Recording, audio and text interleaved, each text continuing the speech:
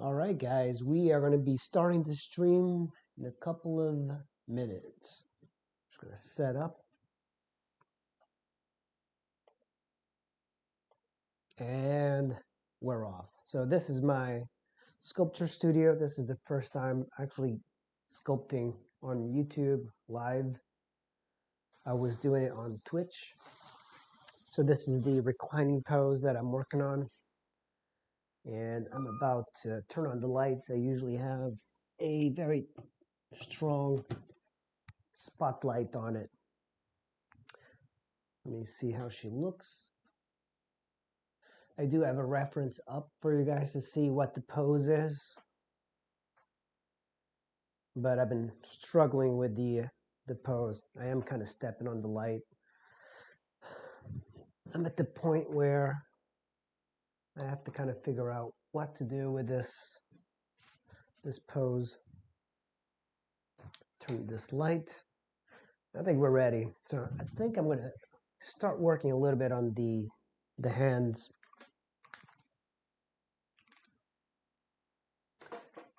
For tools, I don't use a lot of tools. You know, I stick with the same tools kind of often. So I like the silicone tool, but the problem is with the silicone tools is that when the clay gets to a certain hardness, it's a little bit difficult to sculpt using them.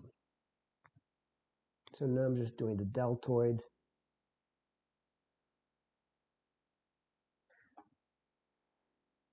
I'm looking for landy or bony landmarks that I can push in. I want to sculpt the fingers a little bit. I just want to indicate the way the fingers are going. And I create very abstract and simple shapes. I don't see the point of getting confused with shapes.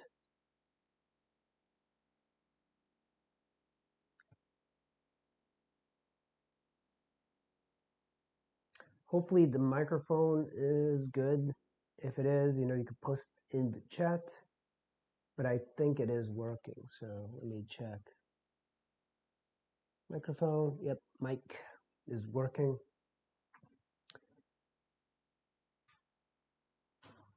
All right, I'm gonna get this finger in here. I don't know if you guys can tell the finger. What I'm using now is a dental tool. The dental tools lets me get in there, but I don't concentrate a lot on the detail just yet. There are some other silicone tools that are perfectly shaped to kind of get in between the fingers. Now I want to get this finger, and once that finger is in, it kind of curves in. So she's kind of doing this with her hand. She's grabbing at her hair. So I want to indicate, the important thing is to indicate the knuckles. There we go. There we go.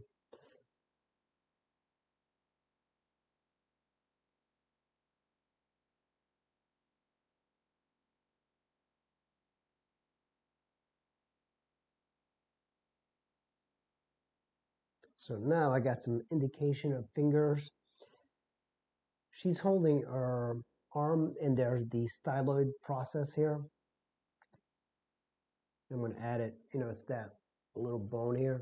It's the styloid process of the ulna. And this one, of course, faces the pinky. So that's this bone. The process is like at the end. But it's always a good indication of the anatomy of the arm. You always look for bony points, because that's going to suggest to you what's underneath. I kind of jump back and forth when I'm sculpting. This is water clay. By the way, it's grog clay. I've been using this a lot. And the reason is that water clay is so much cheaper than oil clay. There's like some big downsides to it, but it's got more positive than negative, I think. So as I move around, I think one of the things I do like to work on is creating like flat areas. I think one of the problems that I don't like about modern sculpture is that it's too round. I like things to be more geometric. And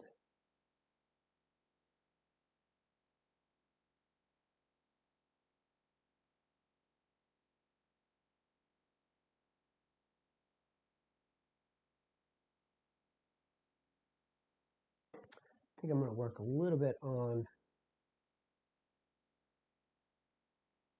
the face. It's very difficult working on a face when there's a reclining pose. I mentioned that on another video. But so you're relying a lot on anatomical landmarks to showcase whatever you're trying to do. I'm like looking for reference. But on her, on this model, on this reference, it's very difficult. It's washed out. And this is on anatomy, female anatomy for artists.com. You can get this pose. I do have the pose up for you guys to see where I got it from. The part really where I'm struggling is this. I actually want to make this a little bit wider, make this just a little bit thinner. It's kind of confusing with whatever's in the background. You know what? I think I might remove it because it does not look great here. I think all of the sculpture on here kind of detracts from the form. How's that? That's a little bit better. I mean, Beavis and Butthead in the background will keep her company. This is like one of my favorite tools. It's just like a round tool. And you can just do that. I just like the way it feels. It's got all the tools I want. One thing I made a mistake in tool making was I made the wire too small and it's too close to the ferrule. When it's too close to the ferrule, then the ferrule actually hits the body. So just so you guys know, make your wire much longer about this. Yeah, I made a huge mistake, so should probably put that in the video next time. I'll probably make a revised video showing how to make tools. But this raking tool works great because it removes a lot of the imperfections. A lot of people talk about the texture it leaves, but it is just pretty darn cool.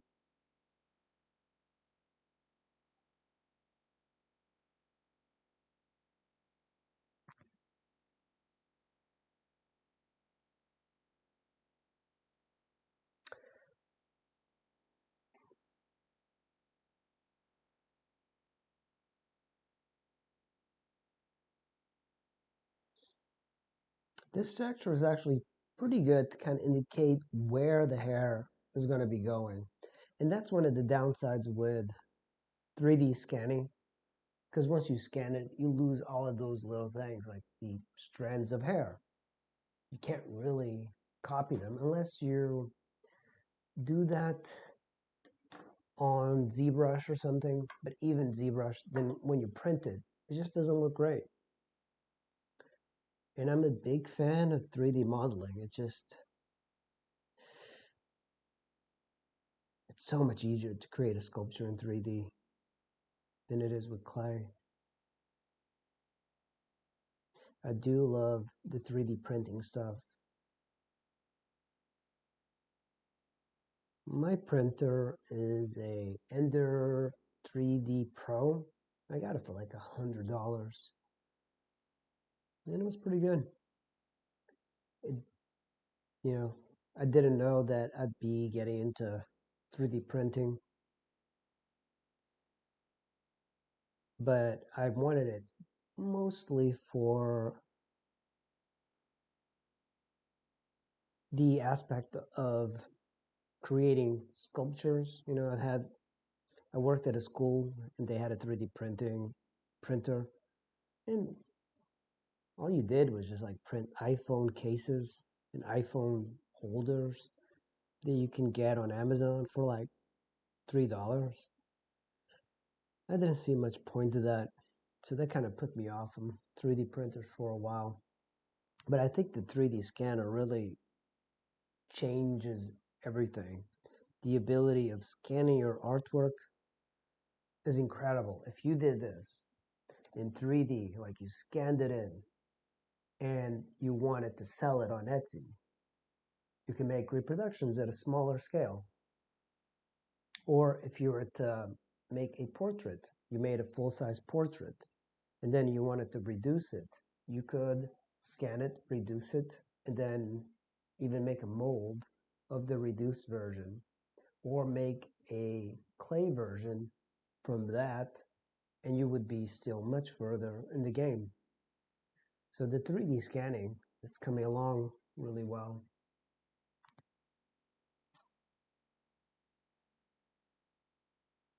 Okay, actually her cheeks are, so at this point, working on the face, for example, I just take like a little bit of clay on the tool itself, and then I add it, because you're working pretty small. If I was working life size, I would be using very big tools. But when you're working this size,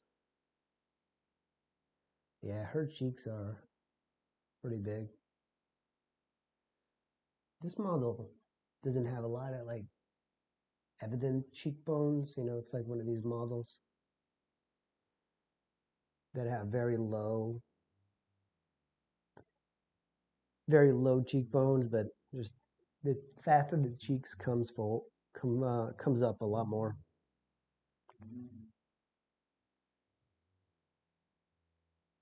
Test.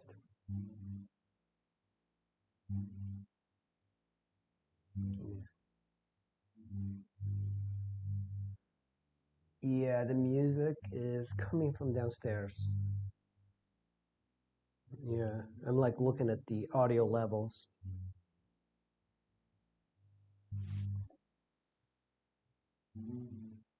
Here's the palm. Let me mic. Okay, I think that's streaming. Okay. Let me go back to this hand. So there's like the fingers are separated into phalanxes.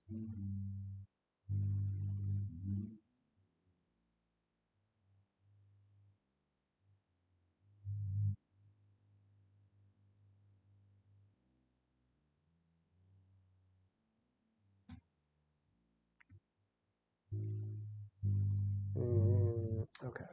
So there's a hollow here. This is a little bit too prominent. I have to kind of, just by pushing it down like this is so much easier to do than having to deal with oil-based clay. And then I might hit it with the silicone tool. Just kind of push it around a bit. I like the burnish that it creates. It's almost like a shine. It does affect it when it goes into a kiln.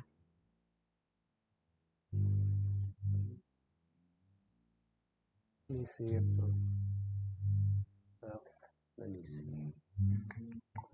Let me go into the full screen sculpt. Oh.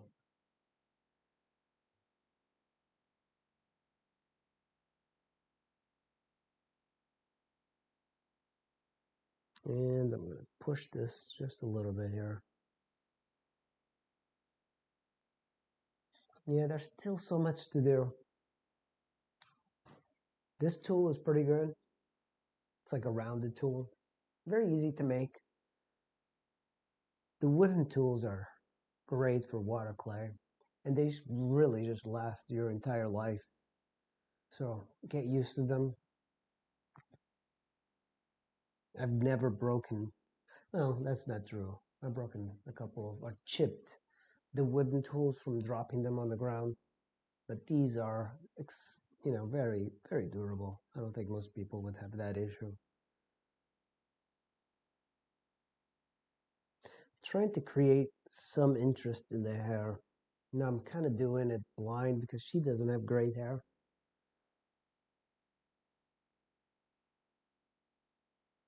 She is a really beautiful model, but probably a good idea that her hair is not that great.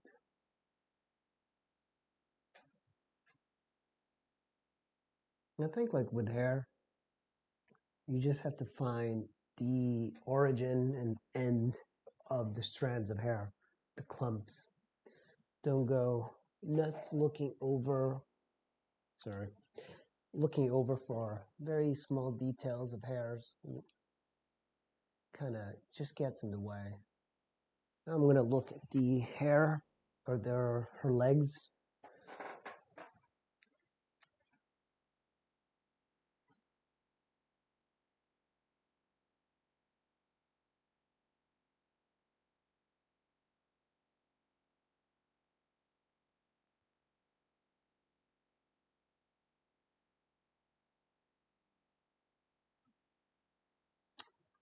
Yeah, I think I need to rise or bring up the sculpture just a little bit more. Like, I think the feet need to be a little bit thicker. I don't know. Kind of feel like they need to be just a bit wider here. Let me compare one foot to the other. I'll just take a measurement using this. Yeah, that's about right.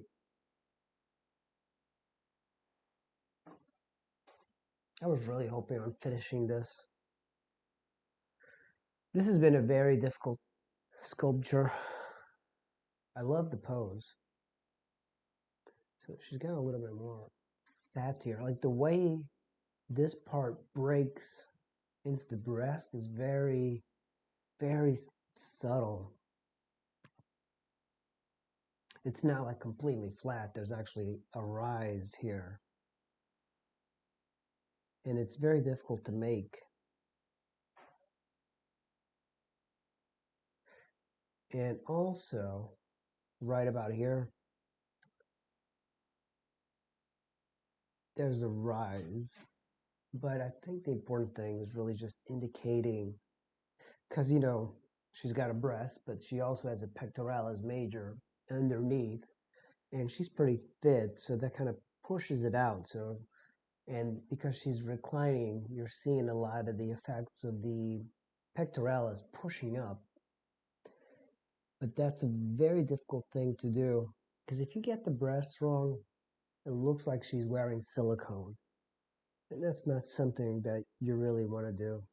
So I want to put a nipple here, just to indicate where the nipple is. Very important. And when I look at the other one, it's facing, I would have been a great plastic surgeon. See, the breasts, to be natural, they have to kind of point sideways, like this. One, like that. That. So that's in order to look like it's a natural breast. And the nipples are not just sitting on a mass. They're kind of like gently, gradually going into the fat. So it's a little bit of a play, like you got to put some clay in and then subtly kind of push it around. But those nipples, they got to be in the right place. They really do.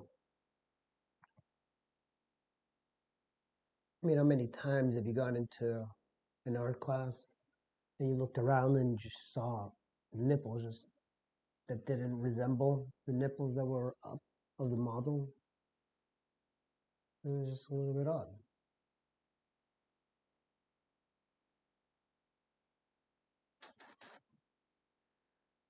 What I like to do too is I like to put my clay here in the base. I just lay a lump of clay and I just scrape it off of there. Some people scrape it off like from a base. I don't like to do that as much, but I do it as well. I think the rib cage might be a little bit wider. I'm like looking at it from here. Yeah, I want to add just a little bit here. The rib cage, of course, is kind of coming down because she's starting to twist her hips, and like it's kind of, it's not exactly flat. You could have, in the beginning, I should have done that, is built a cylinder for the rib cage, and then just added it on there, but I don't need to. I usually just go the hard way. Okay, so I kind of have a little bit of a gesture thing going. Not too terribly happy with the face or anything. This part looks like a mess, so I'm going to pull up my reference here. The reference for that right side, it's a really beautiful pose, but very difficult to do. Let's start with the arms. I'm going to do, starting from up here. Let me see if I can focus just a bit more. Is that good? Okay. And right about here is there's muscles that rotate the arm like this. They're rotator. I forget the names for those. At one point, they'll come to me. Or abductor muscles and extensor muscles. They rotate the arm. And you also, for the legs. And there's like a, right about in the middle, that's where the extensors and, wow, see, I completely forgot the name of those groups. There's the extensor muscles and then the other ones that pull and contract. And I'm just going to, when the clay is this hard, a wooden tool is needed. The wooden tools just give a great look to sculpture. So you have the elbow, otherwise known as the REclining. It's basically just the process of where the humerus, the radius, and the ulna will meet here. So at this point, you have the REclining. I'm going to indicate it. I mean, look, if you can just tell this arm, this elbow, because it sticks out, it's just so much harder. I could just take a bunch of water and make it a lot softer. Now I'm going to add, this is the medial condyle. So that's an epicondyle towards the wrist, and then you have a condyle here. Now, a lot of times, like, I'll just put where the bony landmarks are, just so I can go over, and then I'll look at an anatomy chart, just so, because now it kind of bothers me that I forgot the name of the group of muscles that pulls back on the arm. But I do like to study anatomy. It's just, when you don't talk about anatomy, you just do it. You kind of forget the names, but it is important to know the names. So under the arm here, you have the deltoid. And my reference is just, it flattens out all of this. And now I have, this goes around the arm. There's a little bit of a depression there, because that's where the bicep is going to be. It's kind of like this way. So I'm looking at landmarks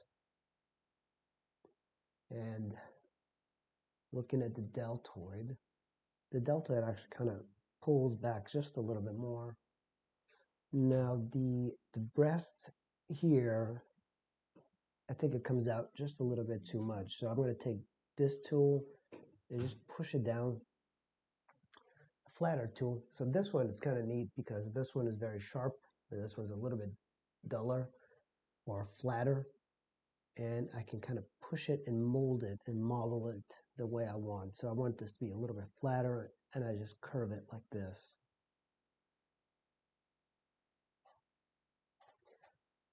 It's not about creating like an exact replica, but so right about here, it goes in a little bit more. For some reason, I'm seeing a little details here and there.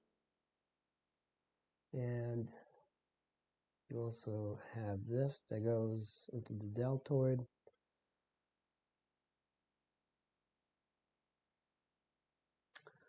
And so this is the scapula.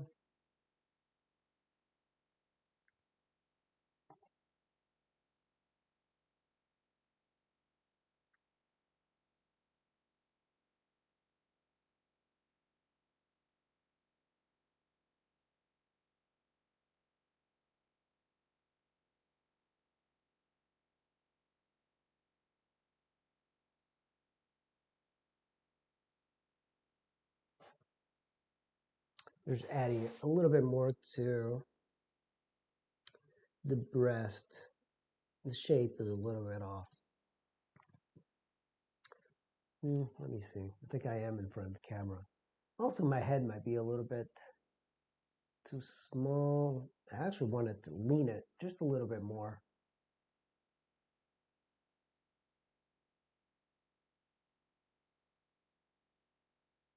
A Napolicanti. Yeah, thanks. I really appreciate that.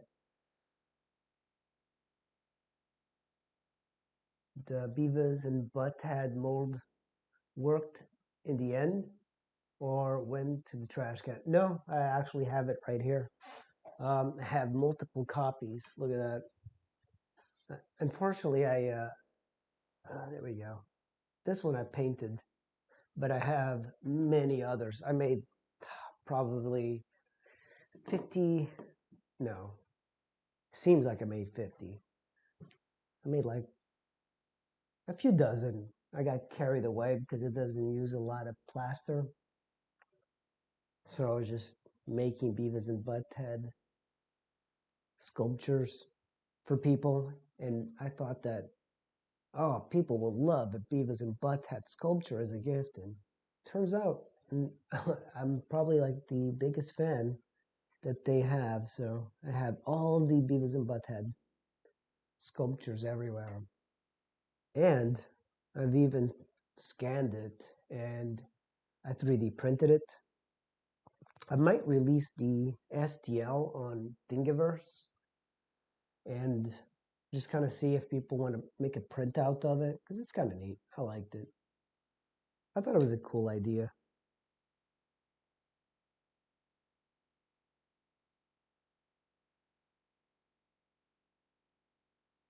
I like to do like popular culture stuff, but this is much harder. Like doing a figure like this, it just kind of pushes you. Like I'm having a hard time with this.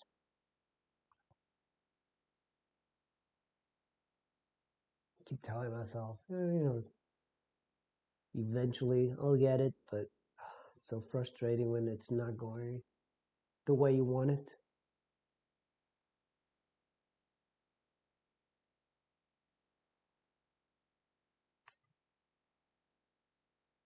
That Portuguese cow that you made in wax is my favorite. I watched those 3 minutes. Oh, I have it here, but I'm not going to show you because I put it. I wasn't happy with it, but I definitely want to redo a little bit of the wax figures. It's just so, it was difficult. I was learning how to use the wax. Looking for my sprayer. I was trying to like figure out how to do a good wax sculpture. And in the DC area where I live, there's a lot of Degas sculptures, and they're made out of wax. So it's kind of neat. Like a lot of the 19th century guys, they would sculpt with wax, and it's a great look. It's got a great look to it. I forgot how expensive it was though. And I had bees, so if I wanted, I could just make things out of beeswax. But that seems like a lot of work. This is much easier. This sort of clay. I think probably the next sculpture I do, it's going to be an oil-based clay. I think let me see. I have reference up on another screen. That's why I keep looking up.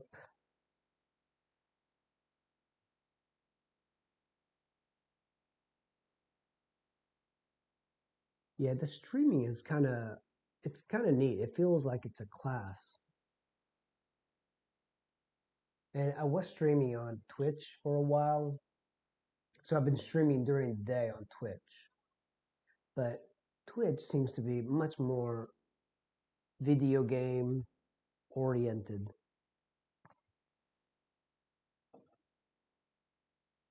So we have the serratus muscle right here. So that's the end of the breast there. And right about here, I can see a little bit of that serratus. So I'm going to just draw that in and push that. Yeah, using photo reference is just so much more difficult.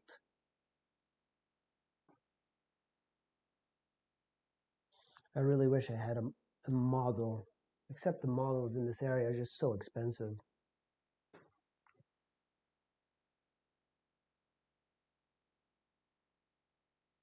Could you scan the cow and modify it on the program, or you can edit the scan? Yeah, you can edit it. You know, that's the beauty of the 3D scanning stuff, because I had to modify a lot of the scans for printing, but it loses a lot of the quality. You know, like any brush strokes, any tools that you use, you don't get that. So it feels a little robotic. But I think I might redo the cow motif again. I like to do the Portuguese cow, but with a farmer kind of in the same scene.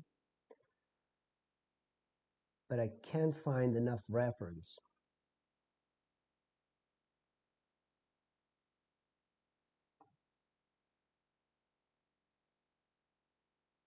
So that's the serratus there.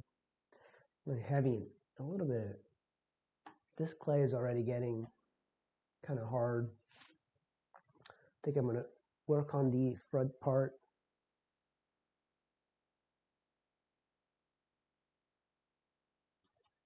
That's a good view. So that's, I guess you can, I'm going to move the camera a bit. Cool that my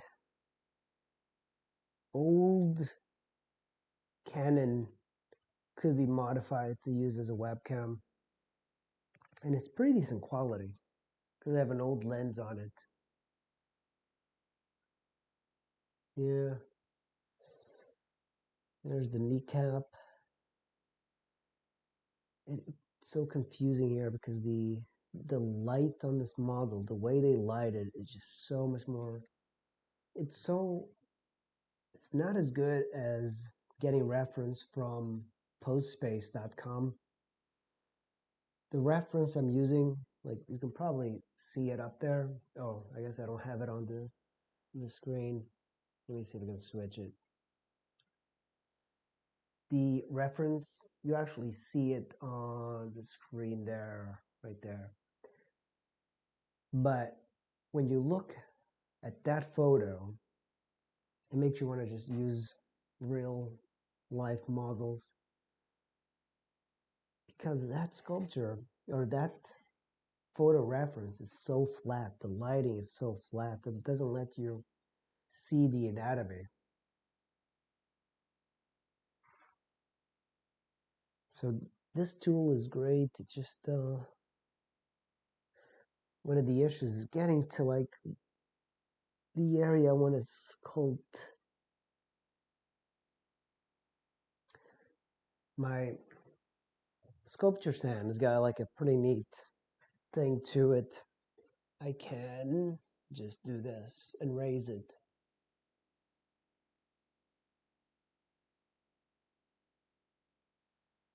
So that puts it more at eye level. And in case you guys want to see, this is I believe it's called the Hercules modeling stand. I bought it a long time ago. And that little crank over there to the side lets me raise the modeling stand. And let me just kind of show you the reference that I'm using. There we go. So that's my screen for reference. It's a pretty good system. I think, let me focus. There we go. It helps to have a large screen. If you're going to do things digitally, it helps to have a big screen like that. That's how, even if I was to do the cows, or I would have to do it this way. I put all my reference up. So this is called BREF. I was using PureRef before. This one is a little bit better. So you can see here, this is my photo reference. Let me see how I can point that out. That's my photo reference right there. And these are anatomical drawings that I can kind of refer to different shapes. And I just made these yesterday. I just kind of pulled them out. But yeah, this is the reference. The website, I think it's female reference for artists.com. It gives you 1, 2, 3, 4, 5, 6, 7, 8, 9, 10, 11, 12, 13 references, but they're all kind of flat. There's a website called Postspace that's way better. They give you many more photos and it's much easier. But yeah, kind of like the setup that I have. And let me get in here. This is not a autofocus camera, so I have to physically move the lens in order for it to work.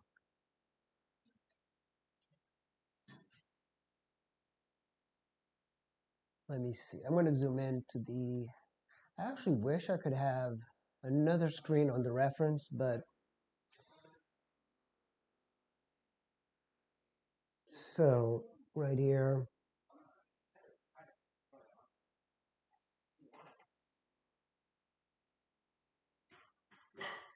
I'm going to bend the...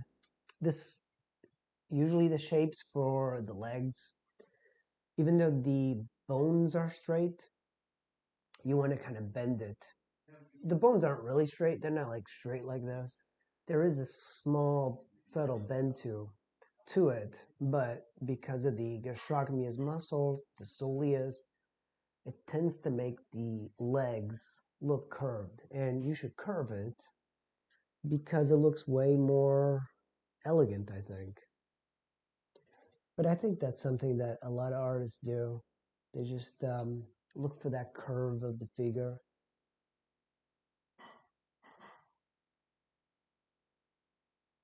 Yeah, now you made me think about that cow. I did enjoy working on that. That was kind of like one of the first times that I really did an animal, especially out of wax. I don't know what I was thinking. Yeah, maybe I'll just bring that up. It seems to be a good project.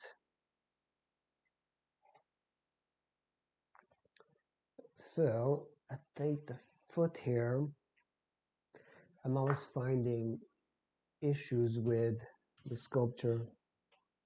I'm going to kind of push this around a bit. This needs to be a little bit thicker towards the medial portion of the foot.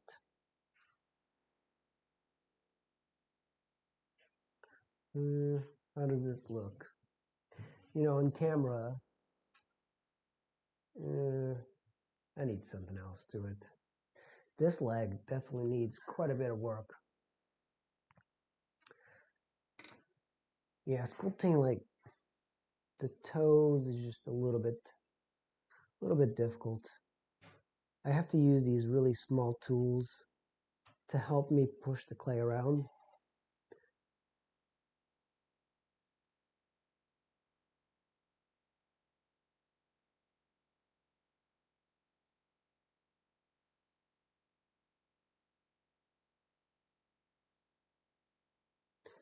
And I always have to count the toes. I'm never sure I get the right amount of toes. You'll actually see a lot of people do that. I guess it doesn't come instinctively. Never made that mistake of putting one too many toe. But I probably would do that on purpose to see if people were paying attention. So the bony points, you can't really see it, on each side of the foot is the medial and lateral malleolus. I always look for bony landmarks rather than concentrate too much on the topology of the muscles. Is there is there any other sculptures with cloths besides that with the witch doctor? Yeah, there's a lot of them. Uh, I think I've used drape. That's something that's used a lot in sculpture, is using drapery, because if you look at even antique sculptures, I was at the National Gallery this weekend. Cloth is really used as a prop to hold up marble sculptures because marble is very fragile. A marble sculpture could never withstand the weight on 2 feet. It's kind of amazing we walk around on 2 feet given the amount of weight that we have, but we're really well balanced. The marble sculptures always have something propping up their leg because of the clay or the marble just can't support it. So often they use drapery. I think the Viriato sculpture that I did also used a chunk of drapery to kind of hold it up, and that was terracotta. Terracotta like this is very fragile. If same thing as in marble, it can't really stand on 2 small feet carrying a lot of weight. And the plague doctor, I mean, that actually worked out well because that that cloth, that costume that they have, I wish I had the costume of the plague doctor. I wish I had a real costume because then I could really go to town with the details. What I would use as reference was stuff from video games like Hitman. Hitman's got the plague doctor in there, so you can kind of see it. But the problem is with that reference, it's like low poly, so there's not much geometry to it. It's just a texture that they put on, but it still helps you out. I do wish like I had access to a costume. I still have the witch doctor. Somebody wanted to buy it, but I don't know. I try to scan the witch doctor because it would be cool to. You can even print it life size as it is. The witch doctor is actually about this big, so it's a pretty tall sculpture and heavy. You could scan it, and someone on my YouTube channel said you should use Mesh Mixer to break up the the object into two. That way you can print it life size. So that was pretty cool. Oh yeah, yeah, yeah. It was a plague doctor, but the witch doctor would be kind of a cool idea too. I do like. I was toying with the idea of having a witch burning. like the kind of like a Joan of Arc sort of thing, but actually in the process of burning. But I just have to find the right reference for the sculpture. A lot of it is when you do animals like cows, finding the right reference is kind of difficult because you want to look at various parts of it. There's not a lot of Portuguese cows running around Washington, D.C., unfortunately. It would be kind of cool, though. Yeah, there's not a lot of super big cow farms around there.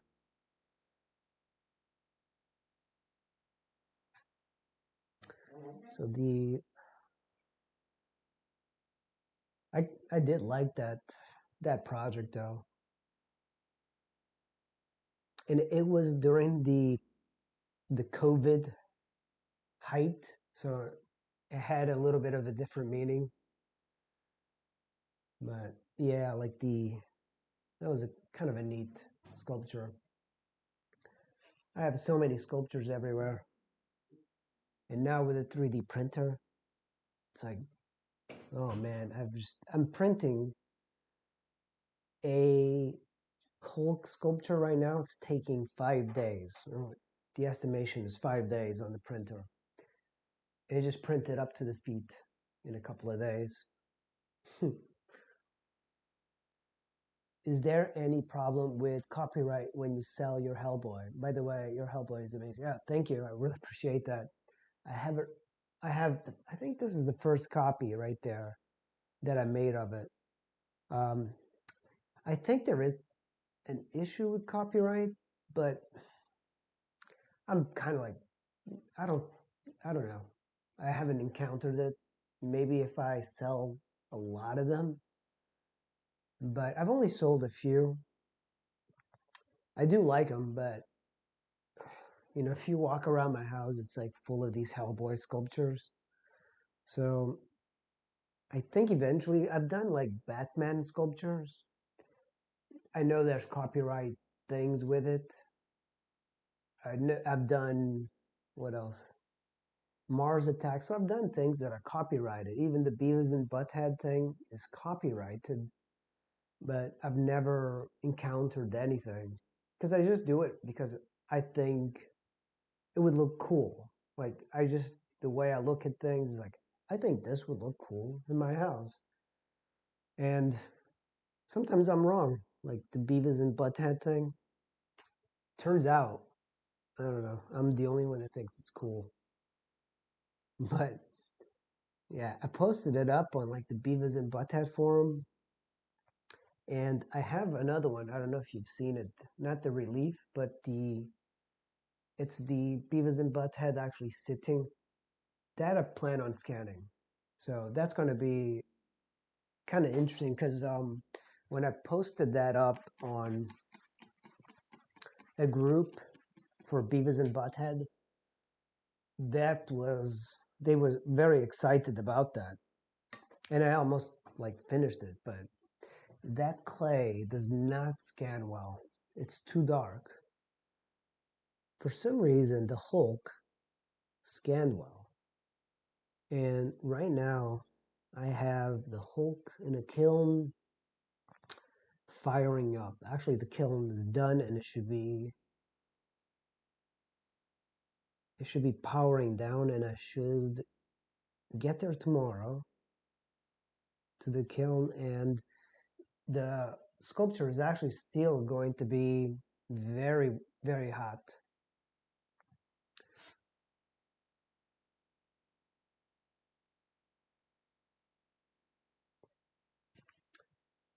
Yeah, right here, the gastrocnemias, you have to use like these tools to kind of cram it in here.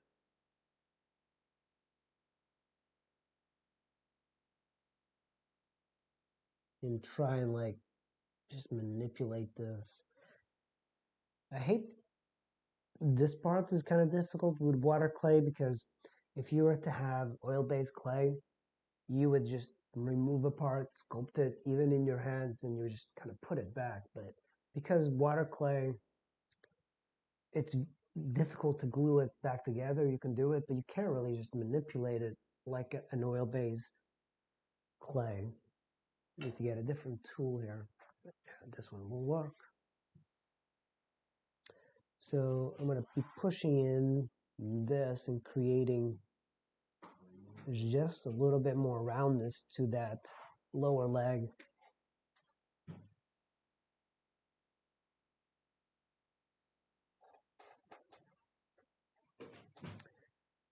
Yeah, I need more reference. Like, it's so difficult to see the patella. The patella is like the kneecap. But actually, that's one of my favorite things about the human figure is the whole process of the knees. But on this one, it's right there. So like you have the kneecap right about here. So you have like the femur, the tibia, and the fibula all coming together. That kind of makes it a little bit more difficult. So you have to, if you understand that that whole process in the knee of what it is, it makes sense. The femur, the patella, which is the kneecap, it's like a free floating bone. It's kind of amazing. Then you have the tibia and the fibula all coming together. And when she's bending the leg, they're spreading out. And of course, right about here, you have the vastus medialis, which I don't think I have enough clay here for. So for this, I'll just take the tool and just kind of push it in.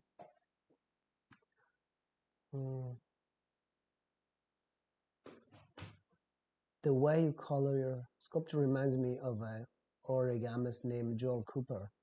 He paints his masks in a similar way, looking like metal. Oh, that's cool. I'm gonna have to look him up. Is he on YouTube? Origamist, or we'll look it up.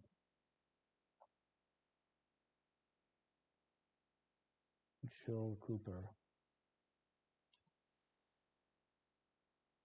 Worst thing is like getting clay on my keyboard.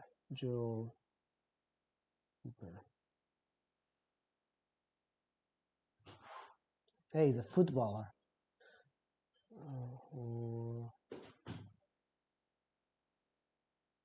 Me.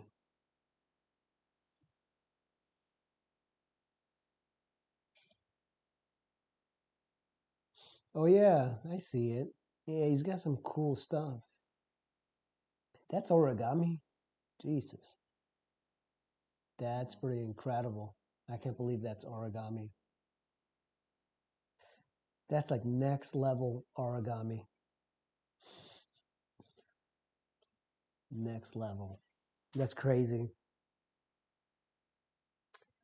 Like I actually reached out to a few, I guess you can say they're colorists on YouTube, and I wanted to give them some sculptures if they wanted to paint it online.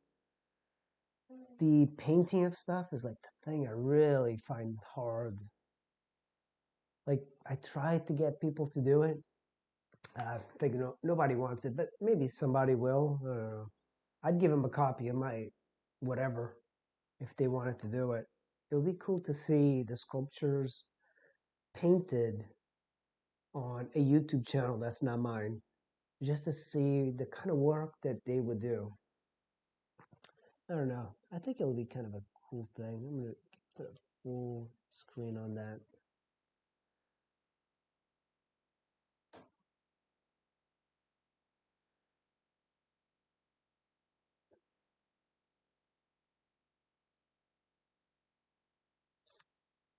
Yeah, I never like did any streaming because most of the time I spend a lot of time doing this, but I just kind of use a camera and kind of move it around.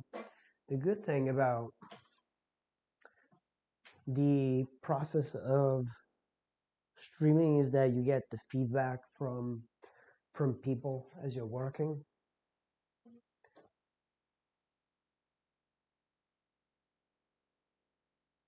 I actually would like to see other artists sculpting and drawing and stuff. There's a lot of painters on YouTube. A lot of painters. But I don't see a lot of sculptors. I see a lot of like monster makers. There's like a lot of miniature painters. There's one guy I like. I think he's in Holland.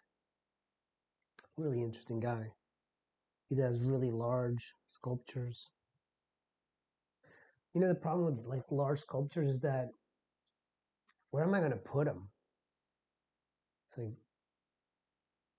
like I don't have a big house. I couldn't like stick this stuff anywhere.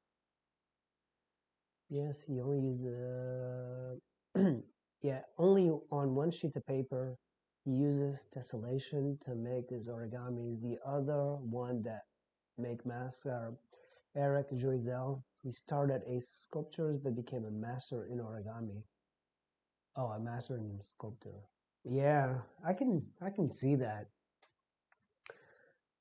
I've never really seen like that sort of origami. I bet there's some killer origami artists on YouTube. Now that's something that I'm going to be looking at. That's like, there's so many things you can do with sculpture too. I concentrate a lot on my videos are on watercolor, but I've been messing around with wood carving. So difficult. It's, it is pretty forgiving. I think wood seems to be very forgiving, but it's a really cool medium. I don't want to do the chainsaw thing and sculpt an eagle. I think that's been done quite a bit, even though look pretty badass outside. I don't know. I've seen bears and stuff. I totally would put a bear outside the house.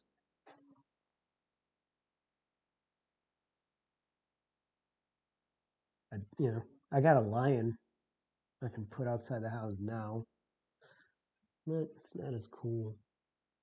A bear, like an entire bear, that would be pretty badass. Oh shoot, I'm gonna move my reference. I think I wish that this computer was a touchscreen. Touchscreens are so much better for reference material. So now I'm looking at the model this way. I've already done a lot of the anatomy thing. So right here, so the body, you can divide it midway, but it's kind of hard to take a measurement. So the pubic symphysis would be where the midway would be for the human figure. Or you can do like the 8 heads, which is the idealized Renaissance type, but 7.5 is really like what most people are. But this kind of goes back and forth with, okay, so it goes there, some here. I'm going to see how big this is. This is not usually how people measure. So, what about here? That's well, I think I did something wrong, but it is curved. That's the problem with like getting measurements on sculpture. It just kind of moves around too much. That's a cool line. So I'm going to echo that line here. She's actually a little bit fatter than, not fat, she's got a little bit more padding on her stomach. Then I actually like that. I like models that are fit, but they don't have like abs. That's the worst thing. Like when you have a model, female model with abs, it doesn't look good. I think the best thing is just like normal. Like you want to look as if you don't go to the gym every day, but still look great. I think.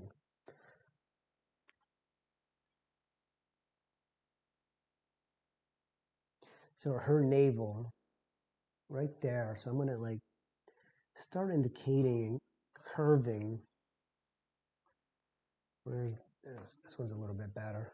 It's a little bit the best size for it.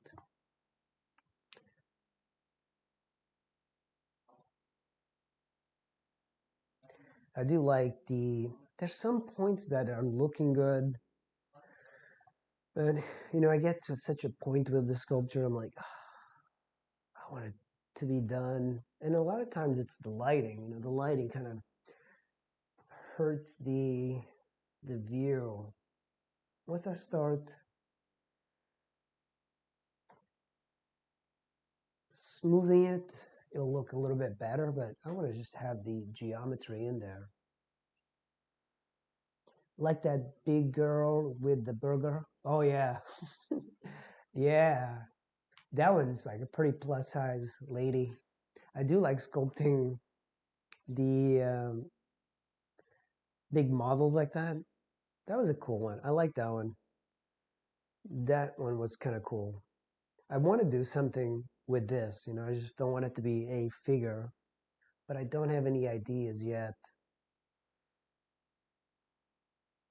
Yeah, I was going to put horns on her, but I don't know. I need an idea. If you have an idea, just let me know. Yeah, the French fry girl. It's kind of neat, like just having the contrast of like a figure that's kind of classical with the combination of a burger. I don't know. I like that. It is a what do you call a commentary on our society. I don't make commentaries, but that's a. I thought it was just funny. Most of the things I do never get sold like that because people find them offensive. But I think like lately I've been having a little bit more success with various things. You know, the Hulk. I sold a few copies of that. Oh, the Hellboy, I should say. That was pretty popular. And I've sold quite a few of these terracottas. Problem is that they are expensive to ship. Like they cost a lot because they tend to be heavy and fragile. You know, they're not fragile if you just leave them on a shelf. They actually last a very long time.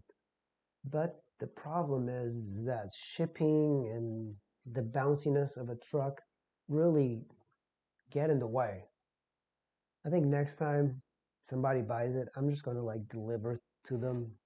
I actually had one sculpture break and I hated that. Okay, so that's this leg is bothering me a lot. Washington, D.C. is getting very cold. We have a storm coming, and the storm, I think, starting tomorrow is going to be rainy. I'm not going to be able to. I wanted to go ride my mountain bike, but people just do not want me riding mountain bikes when it's wet. They get very upset.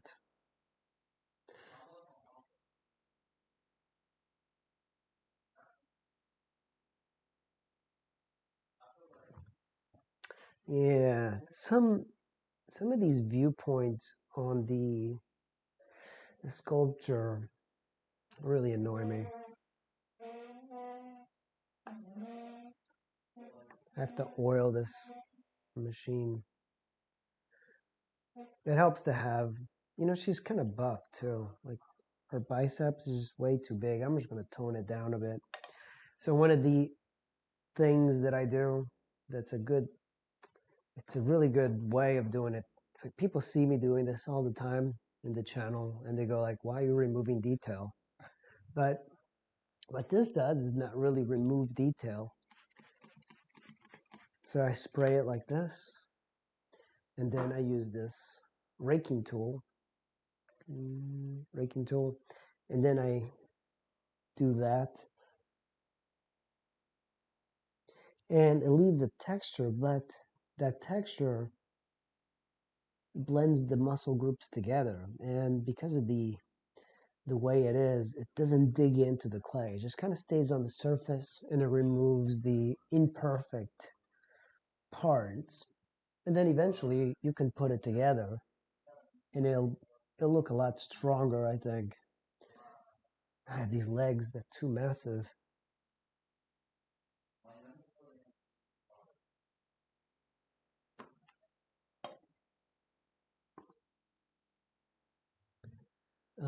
Let's see. Is there any sculpture idea that you think people in Washington would buy? Uh, I don't. That's a good question. I'm not really in tune what people would buy. It's just I've never been very successful in this area. People here, strangely enough, are very conservative, so a figure like this would just never work. Like they would never buy this. And I don't know, Washington D.C. Hmm. I guess maybe like political figures might be important. I don't know. I did one of Martin Luther King. That didn't. People didn't like that. That would be kind of cool. What do you think would be something that, yeah, like I really can't concentrate on making things that people would like because all the things I just want to do things I like. I'm very selfish. Because if you start thinking about, like, one of the things that's like a really horrible thing for people is that I do some of the sculptures that are based in comic books. And a friend of mine who's a good sculptor told me that's kind of like doing porn in sculpture. And I guess when you do that comic book sort of stuff, it's hard to come back from that. I don't know, but I don't care because I enjoy it. And it's actually like some of my most popular YouTube videos are like Batman. So it's kind of neat.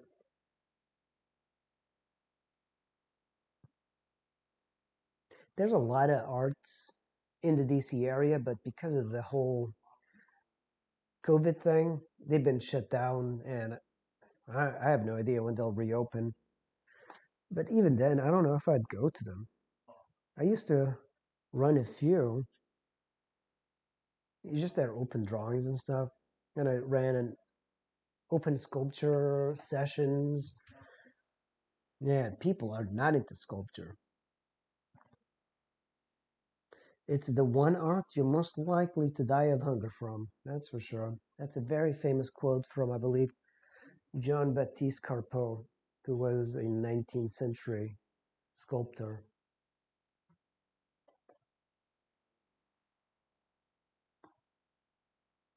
I just saw some of his sculptures on the National Gallery. See, just using this kind of levels everything out. Like it doesn't remove the geometry. So if I want to blend the rib cage a little bit into the breast, I'll do that. And I think it's a little bit nicer having it abstracted. So now I'm going to just do the arm. You have the bicep, but I want to just keep it a little bit simpler. There's a lot of things happening in the arm, and a lot of them are just distracting. The hip bone, and this clay right now is way too dry for me to use this, or too wet for me to use it. I'm going to wait a little bit on it. But this leg is just bothering me. Just that's a very difficult transition. The humerus is actually going this way. Then midway you have, which is the division of the vastus medialis. The middle part is actually another muscle, which is the sartorius muscle. But on the photo, you can't really tell what it is.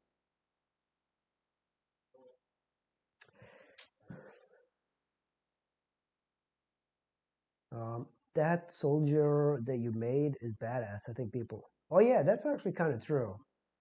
Um, People in this area would totally go after soldier type of stuff. There's a lot of sculptors that just do the Civil War type of monuments.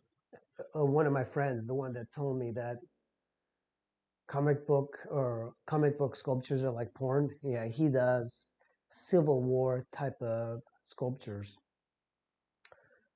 Yeah, that is the one thing you could make a living from as a sculptor is doing, where did I put that tool? Is doing large monument pieces. In order to get those, you have to, there's one thing called artist opportunities, and they will, they'll have like all the competitions, and you do a small version of this, you submit it, take photos, submit it, and then they either say yes or no. But I've never competed because I've actually entered those things. I've never gotten in, so I became very disgruntled. I think that's why I like just the YouTube thing, because I don't have to do anything other than sculpt the things I like, and it kind of puts it in the place or like where similar people might find it or similar interests.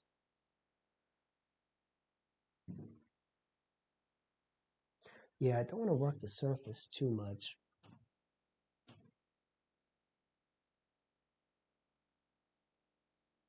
Yeah, but the Civil War stuff, yeah, it's pretty popular. Big monuments, like they just enacted or erected the Martin Luther King Memorial. They actually outsourced that, but it's pretty cool. I'm gonna take a measurement here. Yeah, these lower legs, man, they just bother me. Like these just, you should take a measurement from bony landmarks. I take it from here to here. So difficult to get the, yeah, it's actually about right. Even if I was to bend this, might be a tad bit big, this one. I'm going to move my reference to here.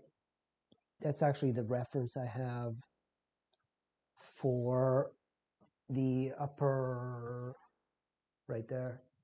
So I'm going to move it in the direction. So I'm kind of looking at the screen. It does give you a different view. So what is this? So now breast, navel.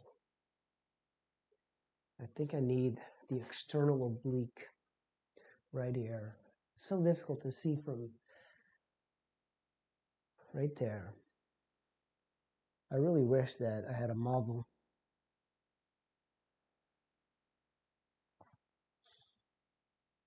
External oblique goes in.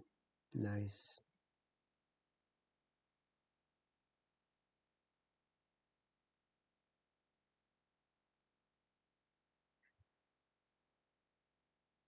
Yeah, it would be kind of cool to get. I would give these away to channels to paint. I'd love to see what they would do with them. But a lot of channels that do miniature painting, they're like not in the United States, which would make it really expensive. I'm actually shipping the Hulk to England. One of the subscribers bought that. It's actually his idea that I sculpted. And at first, I wasn't sure because, I did a bust of the Hulk. So I was like, well, do I want to do that again? But he kind of told me the idea. I was like, oh, yeah, that seems like that might be a fun project. So I started on that. It took forever. I guess it didn't take that much because sculpting like comic book stuff is a little bit easier. It's less subtle. But yeah, it's never easy. It's just subtlety is very difficult. And I have a problem with subtlety. Okay, so that, yeah, I'm just removing a lot of this leg because it's just bothering. It just bothers me. And we have from here to there. So it's a little bit lower. Actually, the sartorias, I had it a little bit off. Move over here. Sometimes just like finding the right way of modifying something. So right there, I'm gonna have to clean it up.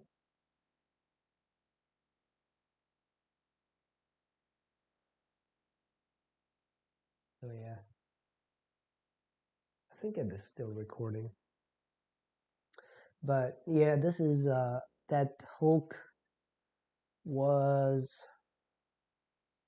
Mark Evans on the YouTube is a subscriber, and I did it for him. So I'm gonna have to ship it.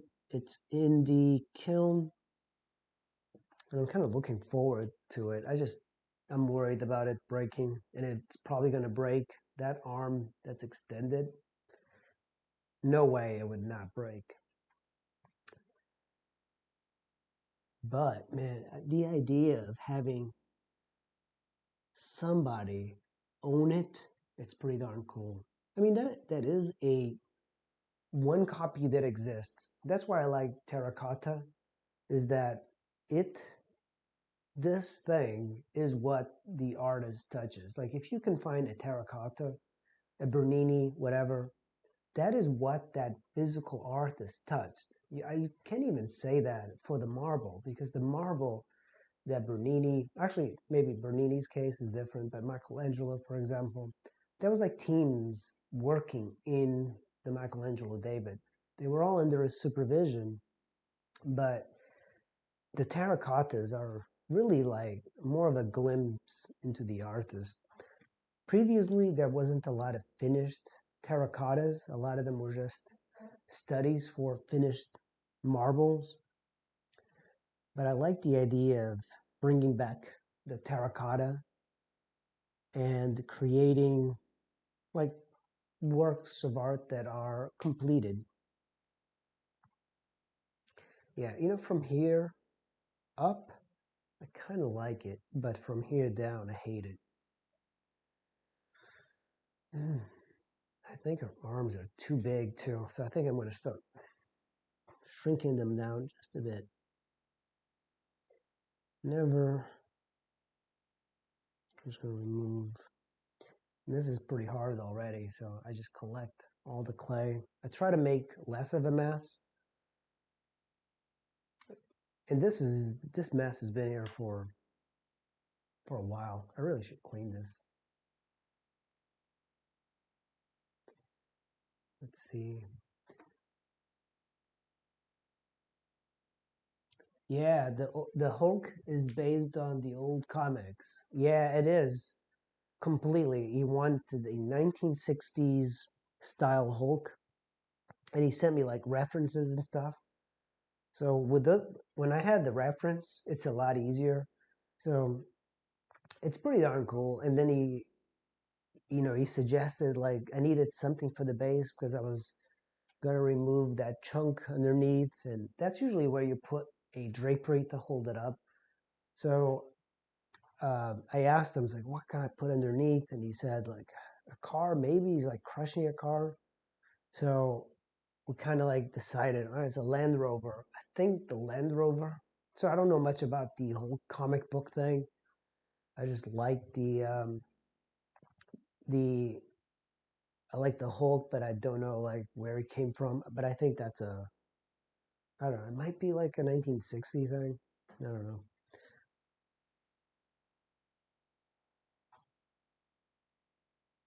I kind of like the full size portrait of the Hulk that I did.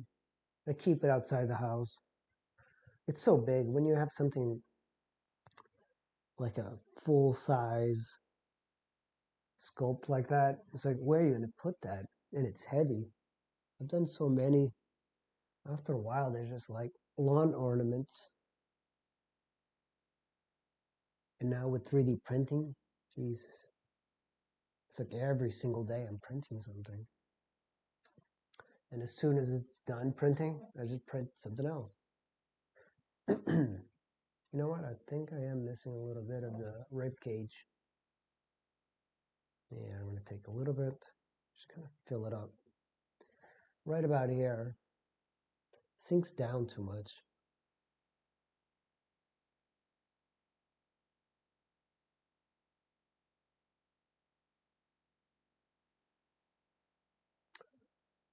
Let's look at this.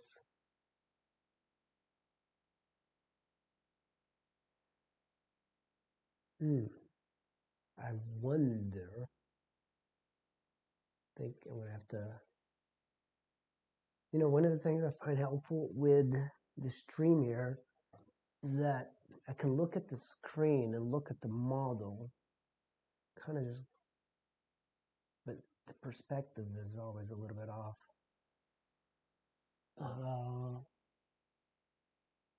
Her leg down is down a little bit more in this part. It's kind of like looking in a mirror. It's as if I'm looking at it fresh. And yeah, the arm is too big. I don't think I'm going to make a lot of corrections with that, but I think I'm going to slice off a little bit here.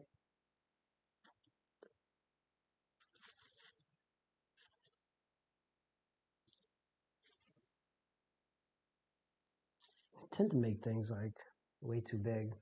It's like I will start over if I have to.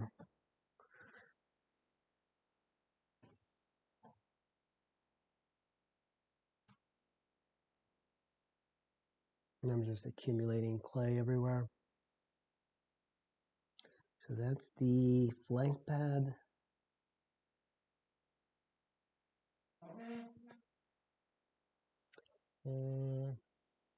Yeah, I'm not happy with this one.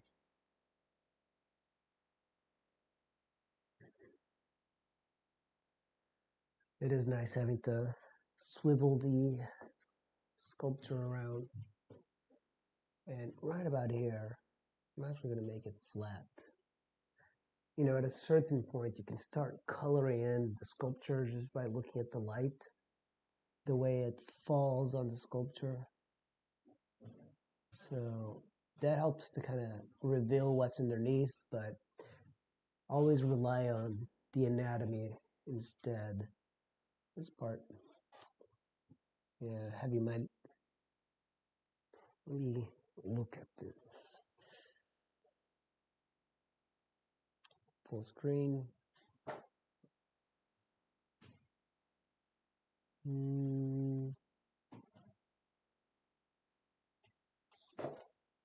How expensive is 3D printing? It's not very expensive. Oh yeah, this leg is way off. Look at that. Yeah, it's not expensive at all. The prices for 3D printing has come down so much. And this leg, yeah. Look at that move. Like one one roll of plastic is $17 for a white and $20, $22 maximum for some special color. But I find that white is the best color to print because if you make a print in white, you can paint it and modify it as if it's a real, sculpture. So it hides a lot of the imperfections of a 3D printed copy just by painting it. I think that's one of the things I like about it is that I'm learning a lot about 3D printing. But yeah, it's very inexpensive. I'm printing right now a second Hulk and kind of miniature. It's like about this size. And it only did a little bit of the plastic, but there's also another thing, is using mesh mixer to just break it up so you don't use as much plastic. But I'm kind of happy with the amount of plastic it uses. It's really not that bad.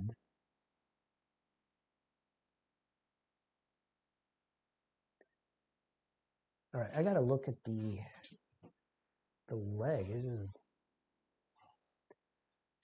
yeah, the 3D printing is definitely a thing I never thought I'd get into, but I think once I got the 3D scanner, that really like made me see the possibilities for it. The 3D scanner really is the expensive part, but nowadays the iPhone 13 has LiDAR, so you could do 3D scanning with it. It's just not very good. I tried it and it just wasn't good enough to get like a really good copies, and you have to rely on the apps. The one thing that's really bad about 3D printing is the software. The software is not very intuitive. Yeah, let's see. I'm just kind of drawing the fold of the neck here. I'm gonna dig in there. I keep moving away from the leg because that's really what's bothering me, is that leg. There's a lot of things bothering me here, but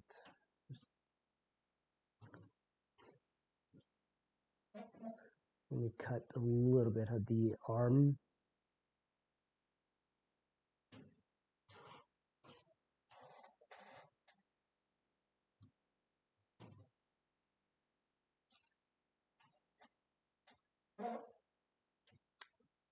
I'm gonna do a little bit.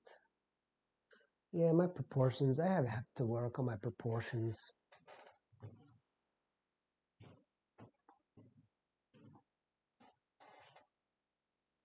And you know, the 3D printer, I bought it for $100.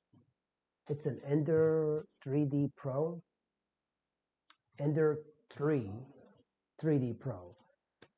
So it was $100, and I figure even if I hate 3D printing, I'll just do a little bit and then that's that. But it was a good intro to 3D printing, because I think if I was to get something else, it would have to be something faster. They also have 3D printers that print on it's like a liquid. I forgot what it is. And apparently it's more detailed, but it's for smaller type of sculptures. And I wasn't quite, I might do a live stream of a scan and 3D printing in the future, because it is pretty fascinating how you can use a 3D printer for traditional stuff.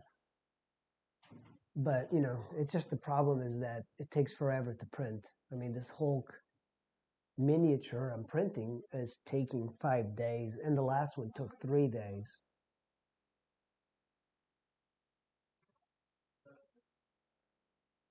I'm going to round this leg up. Problem is that there's a line here. It's too thick, isn't it? Yeah.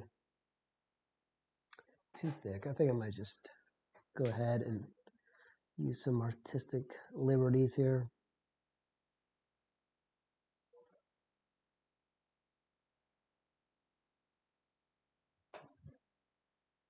Yeah, I have been using that 3D printer so much. First week I had it, I ran the entire like spool and nothing came out. It's actually frustrating in the beginning when you don't understand how a 3D printer works, because there's all of these things like involving just a coat of like print that you put on the base in order for it to like build up. No one tells you that sort of stuff. I guess you can watch YouTube stuff, but it just takes forever to understand what you can do in order to get like really good prints.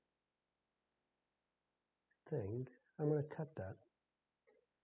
I think I might do that.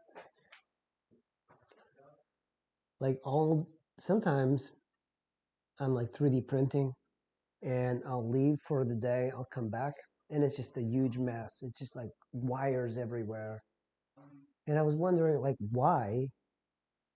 Sometimes it just messes up, and it's because of the options that you pick, the amount of plastic that you want to put as support, for example. Sometimes you want to like save on plastic by having less support, and then it comes to a part and it just kind of craps out. So first you have to get an OBJ file, or you download it from like Thingiverse. Thingiverse is a really great website where you can upload your 3D works and have people download it for free, and that's it. And then they make it, print it, share it. I do like that a lot.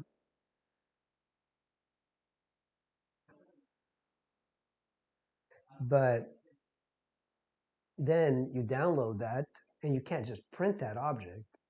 You have to use a printer software. So the one I use is called Cura, Cura, and it has configurations for various printers. And you enter yours, that way it's got the printer space in there, it's got the 8 inches by 4 or whatever, and it knows to print for that printer. So you have to make a G-code file that takes it to the printer. So the OBJ file is just the beginning. You have to afterwards make that G-code file, and that's what the printer reads to print. So that's kind of like a little bit of how the printer works.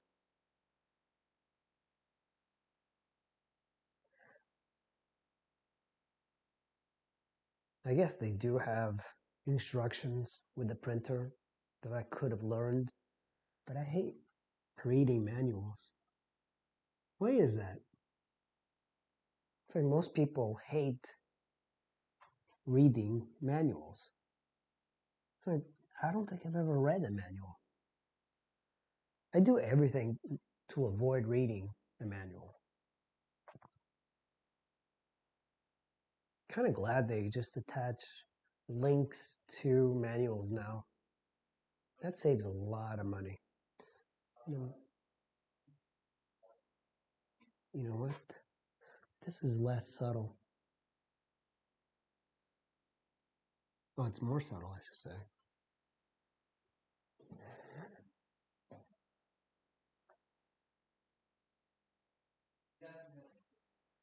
Okay, so that's the rib cage. Let me see. I think all of this is a mess. You can't really tell what it is. I think the hair is way too wild. I think I'm going to straighten it up. It's too curly.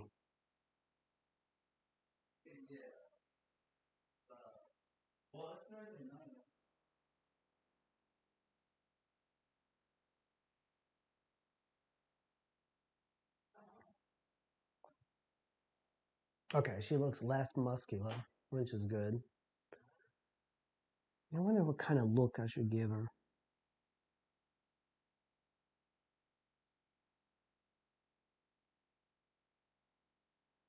Yeah.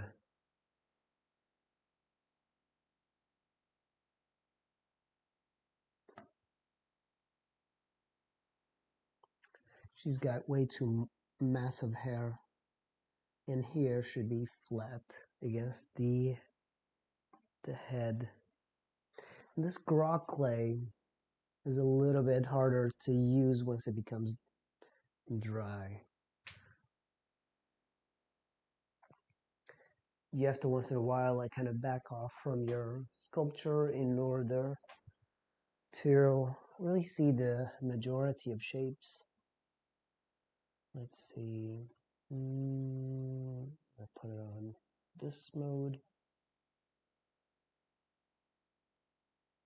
I think I'm going to stream for about 15 more minutes. You know, at a certain point in sculpture, your eyes kind of get a little bit worn out. I have been working on this for a bit, but this one is definitely like a puzzle. Like I was just having such issues with it.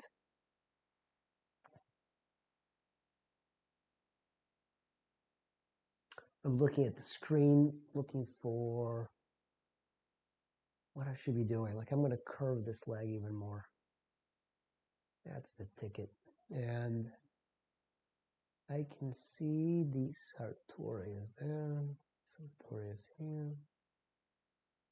But this part is actually, yeah, it is a little bit lower. So that's actually kind of correct. This part is a little bit higher where it bends. So this part, I'm missing a little bit. So I'm just going to add it really quick. So just in case, you do have to wet these type of clays when you are working with water clay. And you have to be careful. You don't want to be breathing in the clay itself. You want to be clean. A lot of times when I'm working, I don't really get very dirty because I don't, get it all over the place. But when you're cleaning, like I got to clean this place. If you were to look around, you would see that this is a huge mess. You should wear kind of like a mask just so you don't breathe in any of the dust. And this is really dusty. It's kind of hard to tell, but you can tell just from that base how dirty it is. It is. But,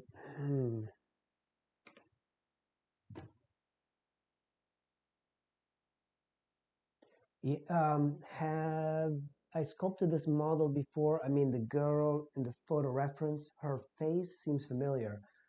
No, not this one. But I tend to make faces kind of like all similar. That's one of my problems. But I think you're talking about, I think I know because the face of this resembles another one. It's like a kneeling pose that I did, but it's a different girl. This one's like a redhead. She's really a great model. I like how her body looks like because it's not too thin.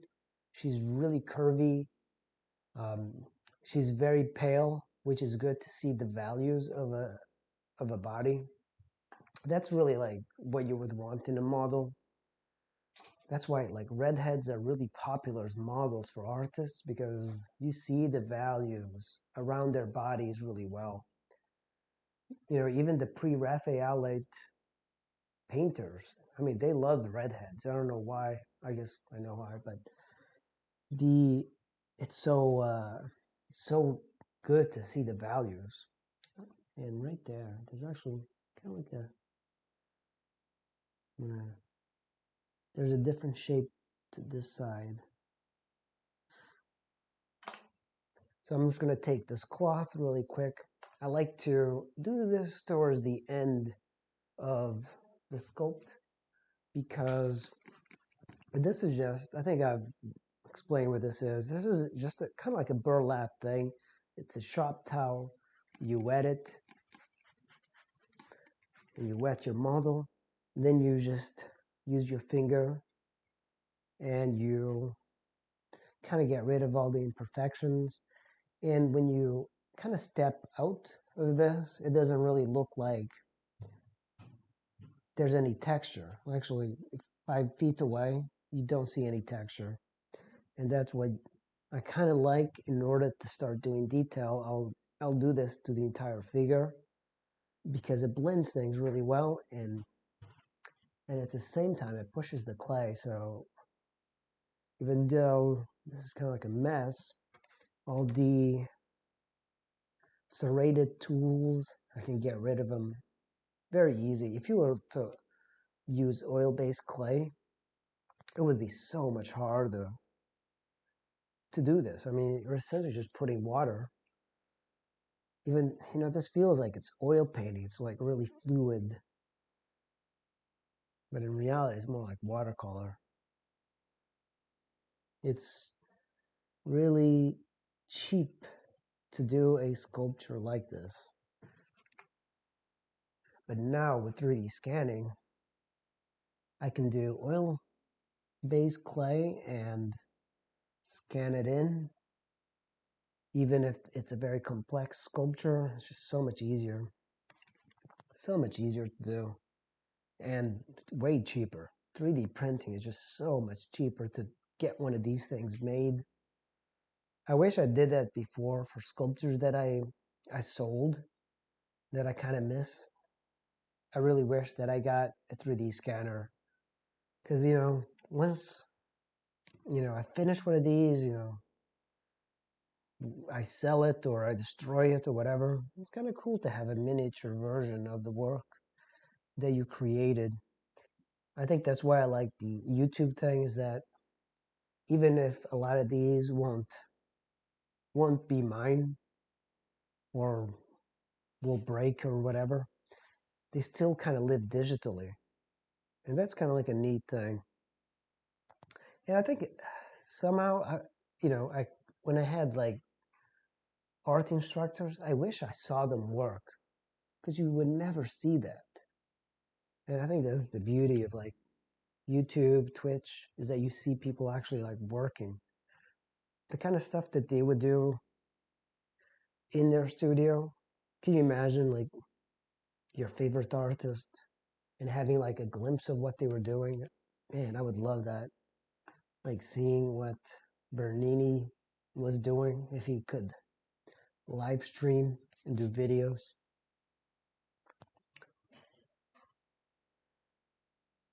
So just blending. If you can like look at the model now, it's starting to take some shape just by like blending this together. But you don't want to overdo it. This is just the preliminary.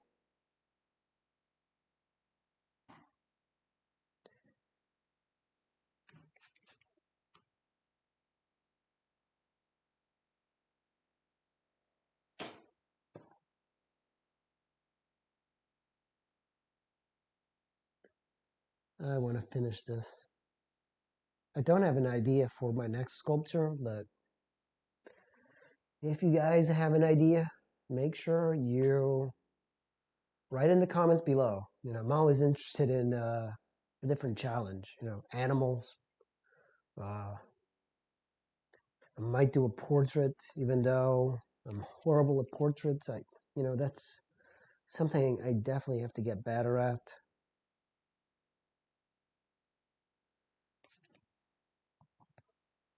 And I love portraiture and sculpture. It's just one of those things that's my Achilles heel. One of the Achilles heel. Have sculpt, that's the same.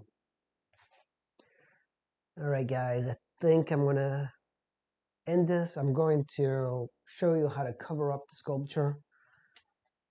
And there's a couple ways you can do it. This is the way I usually do it. So I have the model, and I even take the clay that I'm using, like these chunks. I just kind of throw it in there. But I make sure I wet it quite a bit, like this. All the lumps of clay, I just kind of put them in.